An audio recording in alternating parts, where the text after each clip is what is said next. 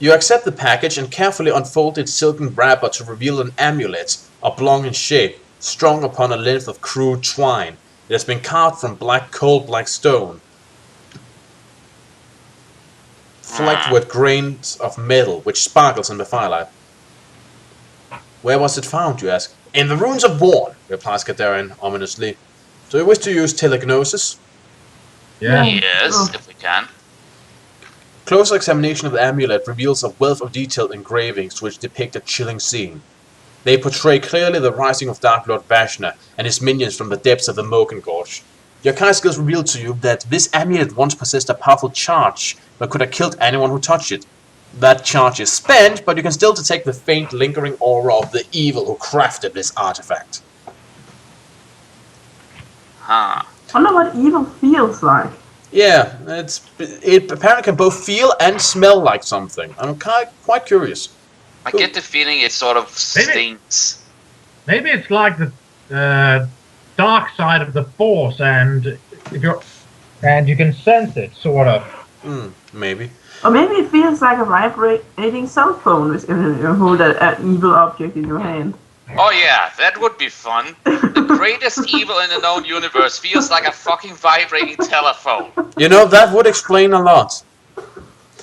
Then what would happen when you got a call? It's time to rise once again.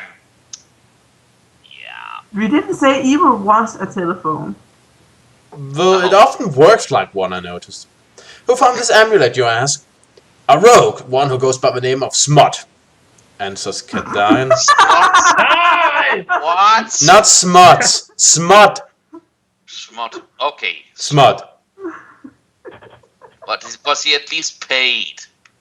A patrol found him in the mountains close by the River Storm a few days ago. No, a few days after the second troop went missing. When he couldn't give a good reason for being there, they arrested him and brought him back to Helgor for questioning. Kadarian's emphasis on the word questioning leaves you no doubt that Smut's interrogation probably involves some degree of torture. Where is he now, you ask? I'd like to question him myself. He's in Helgor. He stays at the Crooked Sage, an inn in the north quarter of the city. I'd willingly send a detachment of palace guards to fetch him here, but that quarter of Helgor is rife with villains. Word would be sure to go out and he'd go to ground. My men would never find him. Now, I'm afraid the only likely way you'll get to speak to Smut is by going to the Crooked Sage in person. Very well, President, you reply. Then that is exactly what I shall do. And then I shall go Jack Bauer on his ass. Oh, fuck. No, it doesn't actually say that, but... Do you mind if I keep this? The main character of 24. Kinda notorious / famous for torturing people for information. You know, so we can find out where this season's atomic bomb placed by terrorists are. Aha. Mm-hmm. What do you say the name of the inn that this guy's staying at? Crooked Sage. Yeah. Crooked Sage. Yeah. Do you mind if I keep this? You ask, motioning to the amulet. I have no objection, replies Kadarian. I hope it helps you discover what is truly going on in the north. Carefully, you rewrap the talisman and slip it into the pocket of your tunic. Record this black amulet as a special item. Let me see. So, yeah, I'm imagining at this point Lone Wolf just has a skirt of knickknacks. Yep. Let me see. Then, after a meal and a soothingly hot bath, you bid farewell to the president and take your leave of the palace by way of the stables. Picture time. So, I would kind of assume this is the site that meets you in that end of the city. Let us see. What in the name of... Hey, look, it's Robert Baratheon. Either that or someone has gotten so depressed they have turned for the bottle. Night has thickened the blanket of mist which lines the narrow streets and alleys of Helgor. Guided by your Kai instincts, you set off northwards, but soon you have cause to regret not having thought of asking Kadarian for directions to the Crooked Sage Inn. Helgor is an old city and its chaotic streets follow no logical plan. After several wrong turns, you come upon a square where the vanes of a rotting signpost point to 3 exits. Slumped at its base there sits a disheveled fat man with a yellow-streaked beard, who is gulping mouthfuls of cheap ale from a filthy stone pitcher. You attempt to use your kite pathmanship skills to read the signpost, but with no success. It is completely illegible. Do you wish to leave the square north, east, west, or ask the guy for directions? I think we better ask him, even if I get the feeling that he's too drunk to know his own name. Only if his only answer is gonna be, you drink water? Alright. Maybe we'll have to pay him, but The drunkard gives... whatever. We've got enough money. Yeah. The drunkard gives a lopsided grin and wipes his greasy mouth with the back of his hand before replying to the question. For sure I know where be the crooked sage. Fine ale to be had there. If only there was money enough to afford it. I tell you where there's for a small payment, say 10 gold crowns. Let us see. Do you wish to pay him? Yeah, sure. Yeah, let's just pay the guy. All We've got right. enough money. Here you are, good sir. Right. We'll let go of 10 crowns. The fat drunkard can hardly believe his luck when you reach to your belt pouch and count 10 gold crowns into his grubby hands. May the gods bless you, good sir! He cackles as he stuffs the gleaming crowns into his pocket. If there's the crooked sage you be a-wanting to visit, you be needing Taverland over there, he says, enthusiastically pointing to the street which leads off to the east. With the drunkard's gleeful laughter echoing in your ears, you spur Bracer to a canter and enter this foul-smelling street. Clamped against the walls of the surrounding buildings are oil-soaked torches, which serve to illuminate the signs of wine shops and taverns. They are crudely painted with emblems: a bloodied battle axe, a winged horse, a watery sun rising from a broken skull.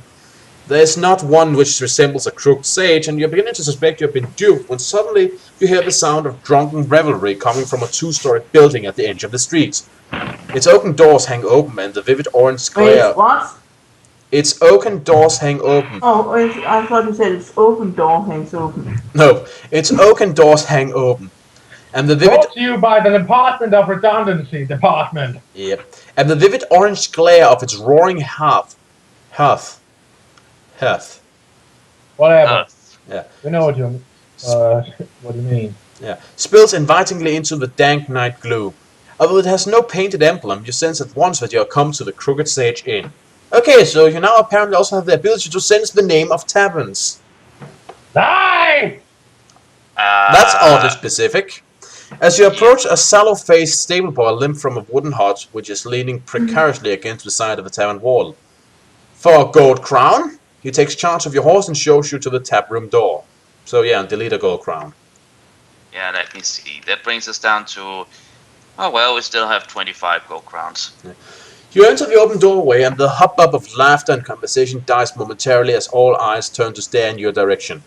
They consider you for a few moments, then the chatter and noise begins anew, and the eyes return to other matters. After descending a flight of steps to the sunken floor of the tap room, you make your way through the noisy crowd to the beer-soaked counter. A husky servant wench thuds a pewter tankard down on the bar before you and fills it with frothing ale. Picture time. Must be a little depressive. Now let's So- have a look then. Yep. Poor woman, having to serve all those drunkards. Ah, she looks like Wow, she can take a take look care at- of herself. Wow, take a look at those bottles on the shelf. Yeah, hint, hint. Yeah. But seriously, Those what are some happened to big her jugs. face? Those are some big jugs you're handling there. Yeah, but seriously, what is up with her face? I have a better question. Why is a pitcher of beer as big as a cup? Because, as it may be obvious, the people of this area like big jugs. I thought I pointed it out right before. Yeah, but shouldn't the pitcher be bigger? It is, slightly. Very well. Let us see if we can find this guy and then be done with this, because seriously, I do not like this place. First one's on the house, she says with a snarl. The rest it pays for, understand? You nod your reply, and as you sip the watery brew, you take a stock of the inn's villainous clientele. They are not a pretty crowd. The Crooked Sage is a tavern with an ill reputation, even in the brawling turmoil of Helgor's north quarters. The city guard never patrol here. A weekly donation to the guard captain guarantees that they are always somewhere else. Order and what passes for law is kept by Checker, the owner of the inn, and his two brutish sons, Sola and Gorgan. You finish your ale and the serving wench returns to refill your tankard. That'll be 1 gold crown, she says, thrusting out a calloused palm. You place the crown on the bar and, as she goes to pick it up, you take hold of her wrist to prevent her from moving away. Where's Smut? Is he here tonight? You ask. Over there, she growls, pointing to a shadowy alcove of the rest of the taproom. Now let me go, I'll call Checker. Calmly, you release her, take up your ale, and walk slowly towards the place where Smut is seated. He is in the company of a giggling bar girl and does not notice that you are standing beside him until you thump your tankard down on his table.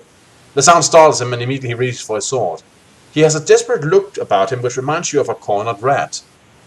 If you are to avoid a confrontation, you must do or say something to assuage his fear. Do you wish to offer him some money? Or an item from your backpack? I already paid to this going down, so like, I got an I hour think for we you. should offer him an item from our backpack. Maybe. Or money. Nevertheless, we got an offer he can't refuse. Seriously, come on. We needed to do that. So, money or a backpack item? Let me see. We have in our backpack, let us see if we have something that might be of interest. Boom. Is there any sort of item that we really do not use at the moment? We still have that diamond there.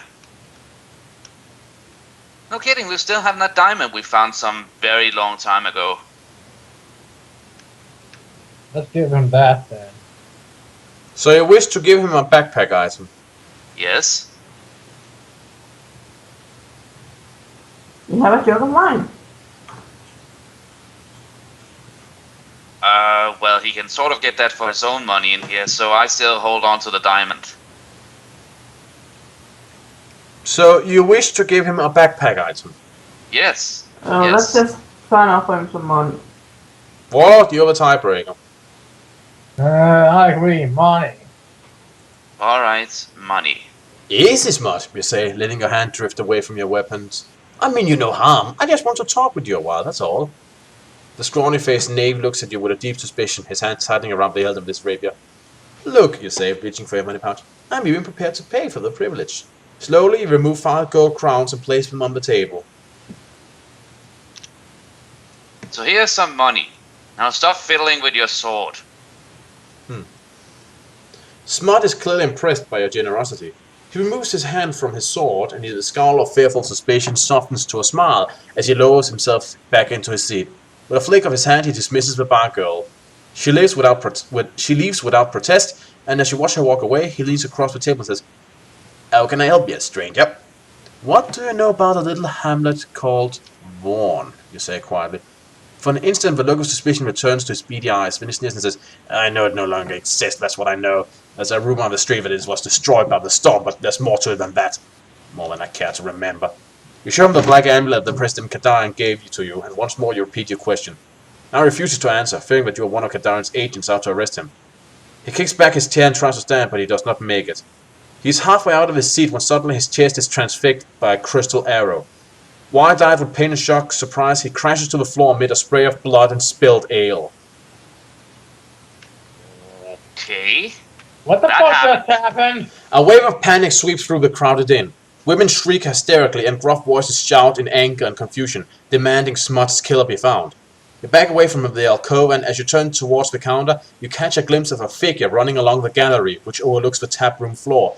He is clad from head to toe in a close-fitting black tunic, and he is carrying a bow. You have watched helplessly as he disappears through a door which leads off the gallery. And there's a picture.